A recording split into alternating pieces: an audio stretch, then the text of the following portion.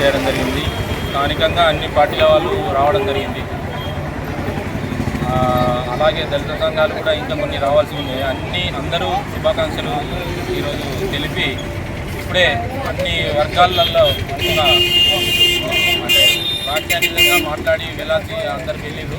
నేను ఒకటి చెప్తున్నా, అంబేద్కర్ ఆశయాల కోసం మనము పోరాడాల్సినటువంటి అవసరం ఉంది.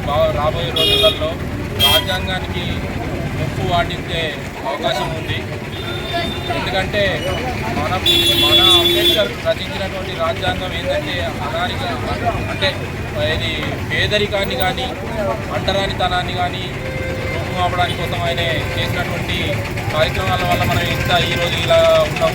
ఈరోజు పదవులు కావచ్చు, జాబులు కావచ్చు, ఏ వర్గాలలోనైనా కానీ కూడా మనకంటూ ఒక గుర్తింపు ఉన్నదంటే కేవలం అంబేద్కర్ చేయబట్టే.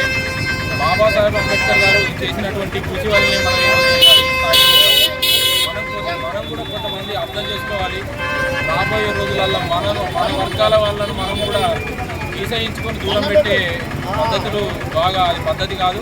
అందుకని అందరూ మన వర్గాలు మనమే కలుపుకపోయి రాబోయే రోజులలో మన రాజ్యాంగాన్ని కాపాడుకోవాలని కోరుతూ ఈ కార్యక్రమానికి చేసిన అందరికీ డాక్టర్ బిఆర్ అంబేద్కర్ 133వ జయంతి సందర్భంగా వేములవాడ పట్టణంలో స్థానిక ఉన్నటువంటి అంబేద్కర్ విగ్రహానికి ఘనంగా పూలమాల వేసి సత్కరించుకోవడం జరిగింది.